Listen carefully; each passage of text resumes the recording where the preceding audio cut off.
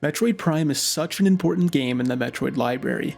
It took us into the 3D era for Metroid that has influenced this series to this day. This makes it a perfect candidate to discuss many things others probably haven't covered, or should I say couldn't have missed, in Metroid Prime. And to start, let's take a look at what we couldn't have missed in Frigate Orpheon.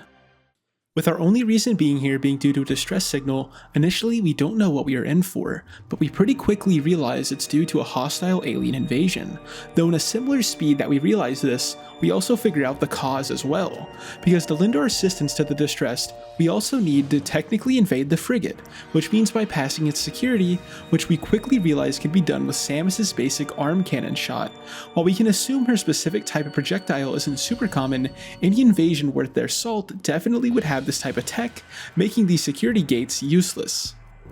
Once we enter into Orpheon's depths, we run into a giant alien creature.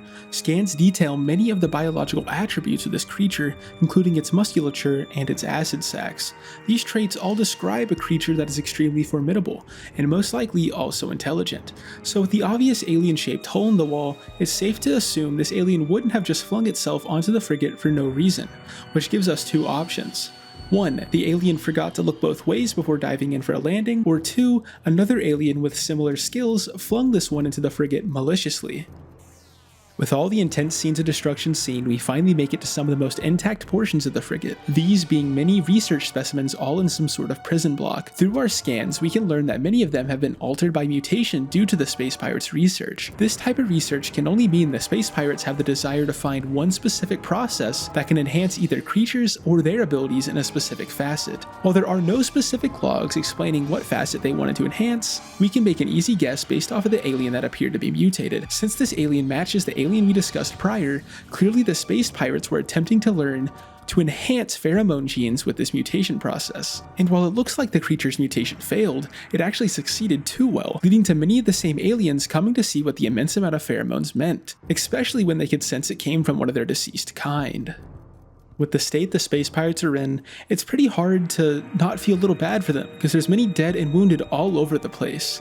But with them being the enemies we face, they have to have a reason to be, our enemies, and why they kind of attack us on sight instead of accepting the help.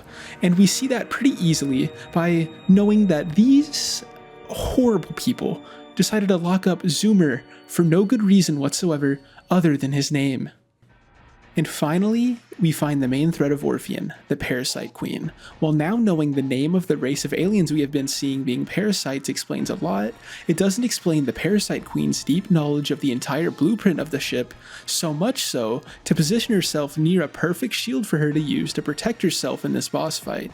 While many guesses can be made, the only proper explanation is that years before they were led here by the pheromones of their deceased kin, parasites actually were allied with the space pirates, helping them with resources, funding, and most importantly, this frigate. While this symbiotic relationship was still active till this day, the obvious signs of foul play between the races due to these experiments caused the parasites to cash in on their namesake and start being detriments to their hosts by wreaking havoc and attempting to take back their ship.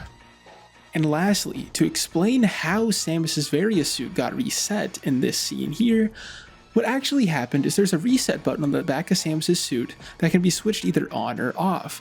But the issue is, while it would be easy enough to turn it back on for her to get all of her abilities back, Samus actually can't get out of her suit at the time because of the hostile environment she is in. So, unfortunately, she just has to reclaim all of her abilities the old-fashioned way instead of clicking the reset button back into place.